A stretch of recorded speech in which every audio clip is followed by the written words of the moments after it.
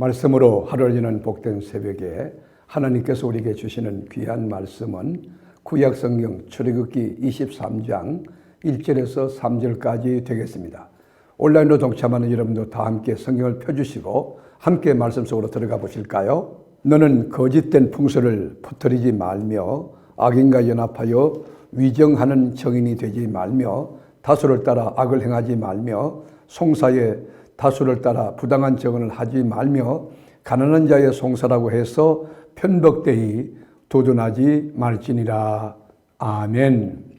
우리 말, 이 언어라고 하는 것은 그 사람의 인격입니다. 그 말을 들어보면 그 사람의 영성이 들어있고 가치관과 인생관, 세계관이 들어있습니다. 그러므로 하나님 앞에서나 사람들 앞에서 우리가 말할 때 참 말에 조심성이 있어야 합니다. 정직한 말, 덕스러운 말, 은혜로운 말, 또 생명을 살리는 말을 우리가 해야 됩니다. 왜냐하면 우리 말한 대로 그 인생에서 열매를 거두기 때문입니다. 그래서 우리는 말하기 전에 하나님 앞에 기도도 하지만은 상대방의 이야기를 끝까지 잘 듣는 훈련, 이 경청하는 태도가 중요합니다. 잘 들어야 그 뜻을 알 수가 있고 바르게 답변할 수 있고 내 인격을 세울 수 있기 때문입니다. 그 사실 여부도 확인하지 않고 누가 A라고 하는 사람, B라고 하는 사람이 말한 것을 사실인 것처럼 자기가 마치 현장에 있었던 것처럼 말을 옮기는 일은 매우 위험한 것입니다. 우리는 그런 일을 금해야 하는 것입니다. 우리가 법정의 정인으로 출두한다 할 때에 이 정언이 참 중요하지 않습니까? 정직한 정언을 하여 억울한 사람이 그 굴박에서 또 이 속박에서 해방될 수 있는 길을 열어줄 수 있는 그 거짓 참된 정의는 매우 중요한 것입니다. 우리 본문 2절 한번 볼까요? 다수를 따라 악을 행하지 말며 송사에 다수를 따라 부당한 정언을 하지 말며. 여러분, 사람들이 많다고 해서 그게 진리가 아니죠. 이 세상에는 악한 자, 사탄 마귀들이 뿌려놓은 가라지 씨들이 여기저기 날아다니고 싹이 트고 막 꽃을 피우고 열매를 막 거두고 있습니다. 사탄의 역사, 마귀의 역사가 너무 심한 그런 풍토와 문화 속에 우리가 살고 있습니다. 사단이 어떤 존재입니까? 사단의 정체성이 뭐죠? 사단은 속이는 영입니다. 살인하는 자입니다. 거짓 영입니다. 미혹해 합니다. 그럴싸한데 사실이 아닌, 진실이 아닌 사람을 미혹하게 하고 넘어뜨리고 쓰러지게 하는 것입니다. 요한복음 8장 44절에 보면 너희는 너희 아비 마귀에게서 났으니 그랬어요. 너희 아비 마귀에게 났으니 너희 아비의 욕심대로 너희도 행하고자 하느니라. 그는 처음부터 살인자요 진리가 그 속에 없으므로 진리에 서지 못하고 거짓을 말할 때마다 제 것으로 말하나니 이는 그가 거짓말쟁이요 거짓의 아비가 되었습니다. 여러분, 사단은 이 거짓말쟁이네, 속이는 영이라는 거예요. 여러분, 거짓말로 사람을 속이고 사람을 죽이고 사람을 파괴하고 사람을 공격하고 사람을 무너뜨린다는 거예요. 그래서 믿음이 없는 사람들이 퍼뜨린 말들이 여과 없이 전파되면서 한 인격을 무너뜨리고 가정을 파괴하고 복음에 공격을 해서 이 복음을 무너뜨리고 있다는 것이죠.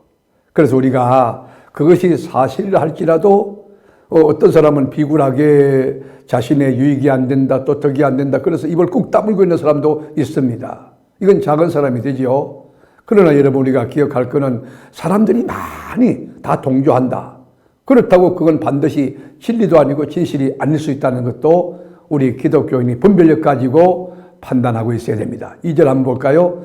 다수를 따라 악을 행하지 말며 송사에 다수를 따라 부당한 정언을 하지 말며.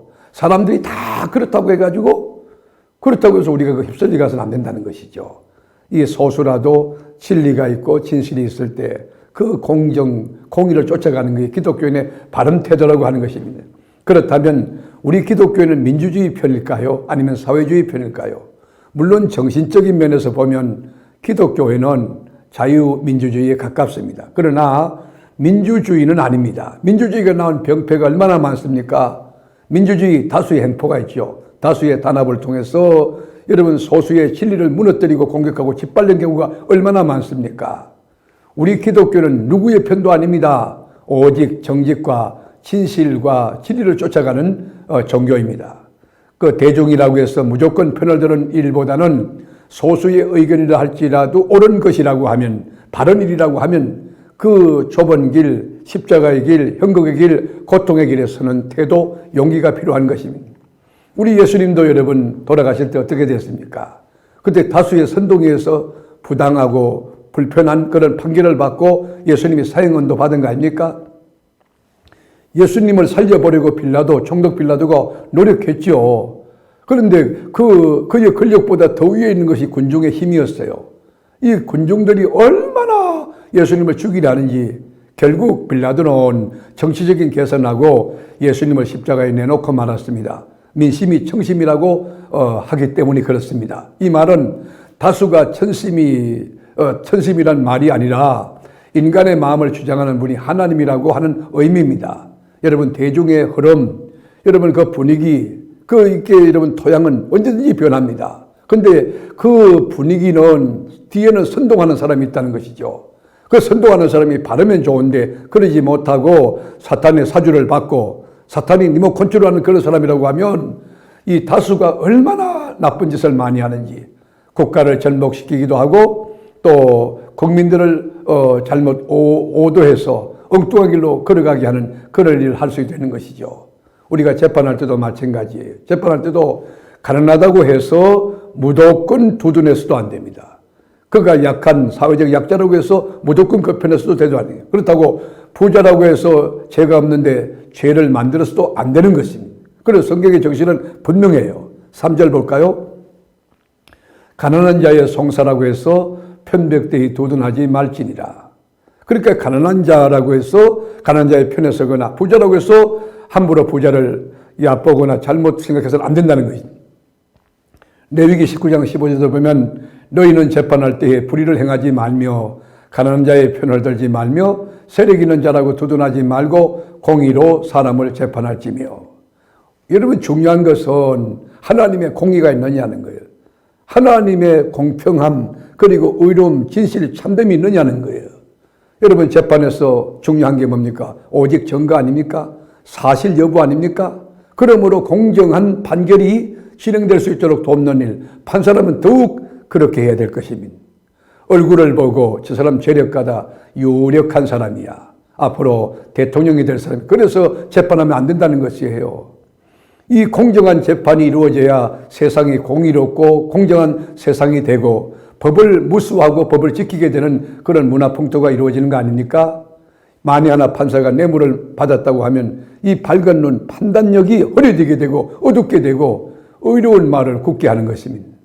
말씀으로 하루를 여는 이 새벽에 사랑하는 교우 여러분, 여러분들은 말도 아주 공정하고 정직하고 이 덕스럽고 은혜롭지만은 사회생활할 때 공평한 그런 태도를 가지고 공의로운 말과 공의로운 행동, 그런 태도를 가지고 일관된 여러분의 그리스도인의 삶이 하나님을 드러내고 우리 주님을 영화롭게 하는 복된 역사, 세상을 아주 멋진 좋은 세상을 만드는 일에 일조하는 은혜가 있게 되기를 주님의 이름으로 축복합니다. 기도하겠습니다.